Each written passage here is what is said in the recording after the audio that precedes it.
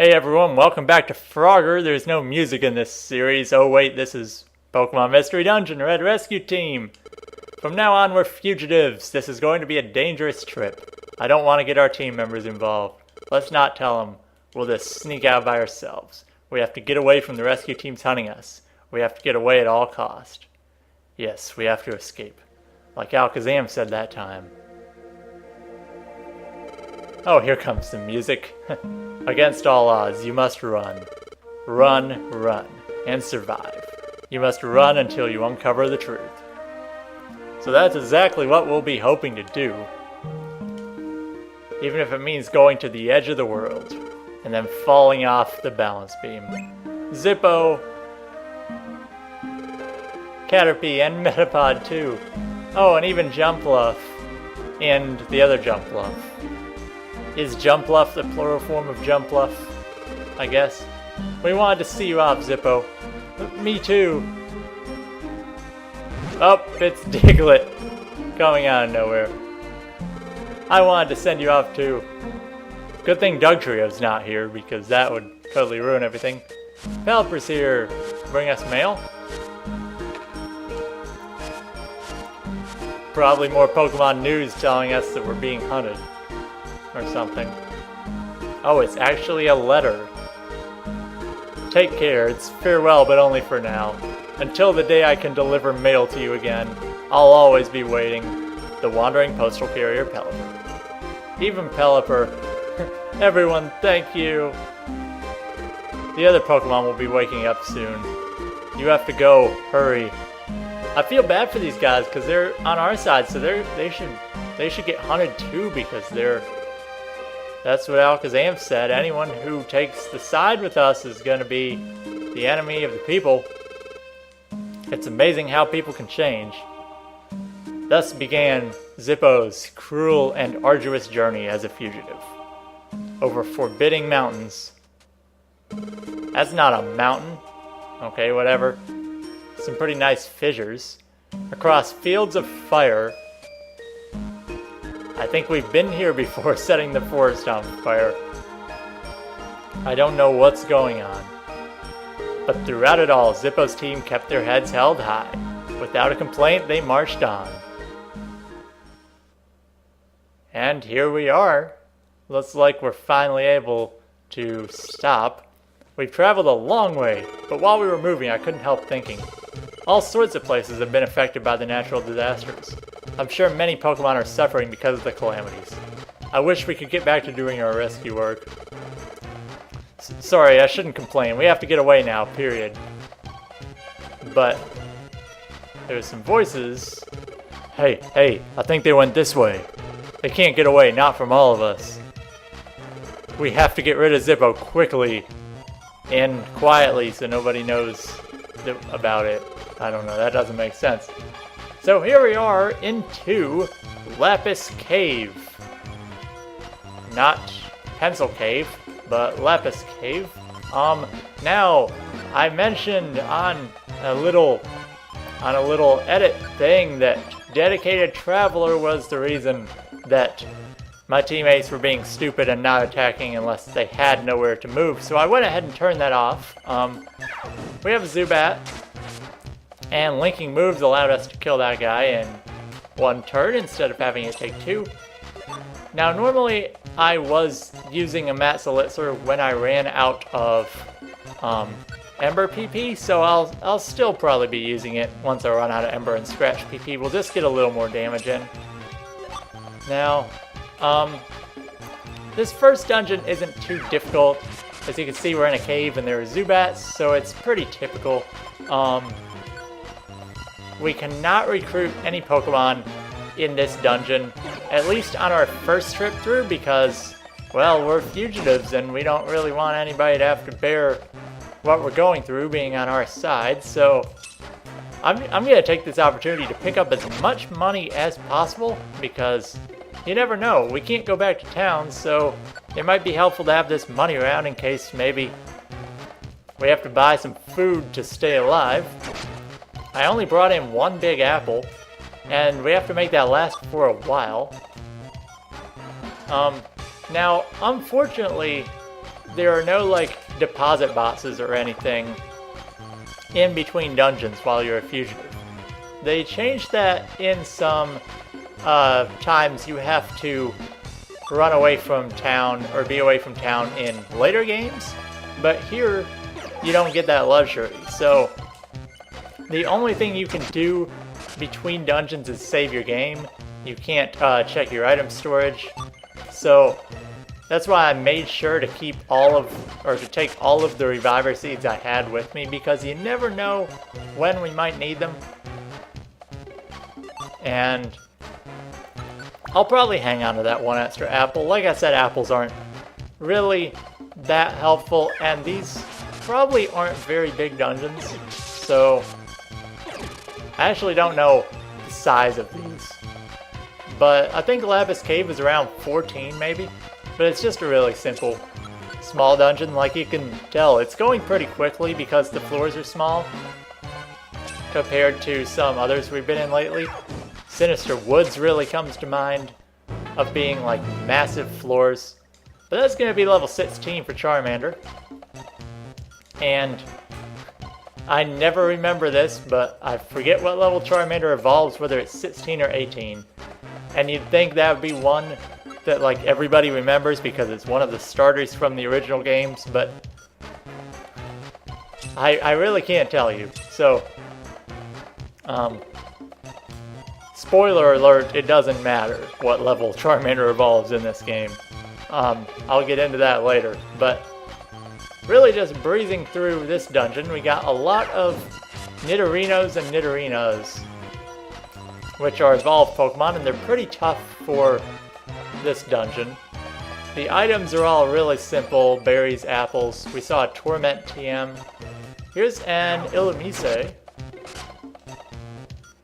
That's going to get us level 16. Now Sudowoodo and, well, any other Pokemon that we might have brought in, they're going to fall a little behind in level.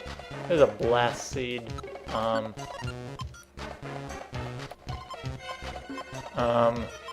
I am never going to use this Torment TM, so let's toss it. Here's a Bagon. Pretty cool. We can't recruit it though, unfortunately. Later on in the game, we will be able to recruit Pokemon in here if we come in later. It's just we can't recruit when we're a fugitive. So, not a big deal. Headed on to the 10th floor. Bagon dies in a single Ember, even though it's not very effective. Or was that a crit? I think it was a crit. Come on, scroll up. Yeah, it was a crit. Okay. That message log is actually quite useful. And they do give you a lot of Gravel Rocks, which actually start to become less and less useful as the game goes on, because if you've noticed, they do a set amount of damage. Which 20 damage at the beginning of the game is pretty good, but 20 damage now, when enemies have like 60 HP, is really not very good, so I don't worry about it too much.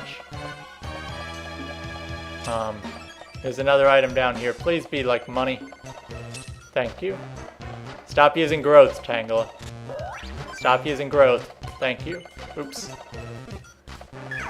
Growth just slows it down. Tangela actually survives that, so there's a lot of health. This dungeon's small enough, we're close to the end, but I'll just go ahead and eat this apple, because it doesn't do any good if we leave it on the floor of the dungeon, so might as well take it, might as well eat it. And we got a Golbat here. And we see the notice the link moves are almost out of PP. I do not want to show them breaking because I have no way to link them back again, but they will unlink when one of them runs out of PP. So because of this, I'll let Sparky do the dirty work on this Golbat. Doesn't quite kill it, actually. So Sparky took a lot of damage there, but because of Double Team, we don't have to worry too much about Sparky getting hit again with another attack. How much HP you got? 41. That's plenty. So So now there's 3 double teams up. I cringed. I don't know why they call it cringing, but it's the exact same as a flinch. You can't use an attack on the next turn. So it's a pretty easy status condition to get out of. And after 14 floors of Lapis Cave, we're out. That was an extremely quick dungeon. But it looks like we kind of got away. Never mind. I thought we were getting away from the Pokemon mob. But they kind of found us, so we're off again. Stop right there. Don't let them get away. They expect us to stop and wait for them? What is this? So we run away. It looked like we ran half a screen over, but we've got away. But, ooh, that looks pretty menacing up there. It's a mountain of fire. A bunch of lava pouring from the crater. We don't really have a choice because they're catching up to us, so it looks like we're headed off towards that mountain of fire. It's Mount Blaze. Mount Blaze is doomed desolation. No one's ever come this far before. So it looks like we're gonna get away from them because they don't want to follow us. They're not brave enough. Okay, so we get to save here between dungeons, which is nice. And I believe they also give us a statue. But they're following us. They're definitely catching up. Because we kind of stopped outside Mount Blaze to save. But they're gone. Did they go past us into Mount Blaze? Maybe they did. I don't know. But we're outside of Mount Blaze now. We managed to evade them. There isn't any point hiding here. We kind of have to get over the mountain. Okay, so you do not... Oh, you do get a deposit box. What am I thinking? Okay, that changes everything. You get a deposit box. So there's no reason to bring in all of these items that I brought in. Which really helps out. So you can store and you can take items. That's really helpful. I wish I would have known that sooner. And you can save. So we'll go ahead and do that. Now, when we go into the dungeon, we have 2 choices. We can go to Mount Blaze, which is the obvious choice where we're supposed to go, or you can go to Rock Path. Now, if those guys kind of got ahead of us or took a different path and went into Mount Blaze, my logic says we should go to Rock Path. Now, Rock Path is an interesting dungeon. I don't think you're ever able to return here. You can't recruit. They give you a ton of items. Look at these big apples. Because you get the storage, it's an amazing dungeon to go stock up on supplies.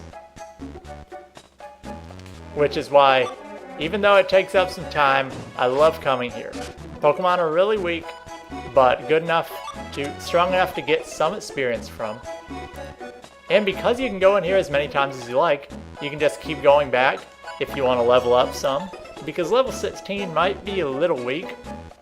In theory, we could stay here until we get to like level 20 and just keep stocking up on items. Although, I don't really recommend that. But, hey, we got a level up for Sparky, level 18. So we'll just slowly keep doing this. I'm only going to go through it one time, on screen at least. Whoa, Pidgeot. Okay, I should have switched off because that did a lot more damage than I was expecting. I will eat this Wernberry off the ground because it's a waste if I don't. But we picked up all those big apples, so we don't really have to worry about belly much anymore. You can even find some orbs. There's the Hurl Orb I paid 300 Poke for in the last episode. We could have got one for free. And then the 4th floor Rock Path. Ouch! This is dangerous. Hopefully Sparky can handle it. Okay, good. Now for a hunger seed on the ground. A food item. Now get this.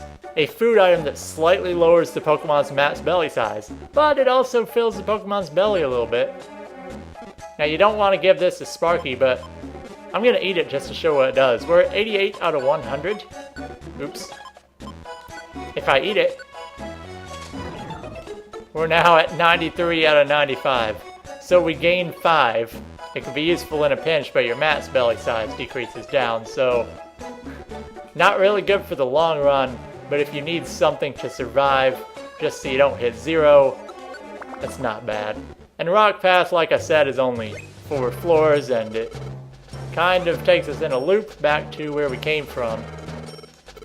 But like I said, you can go in there as many times as you want to stock up on items.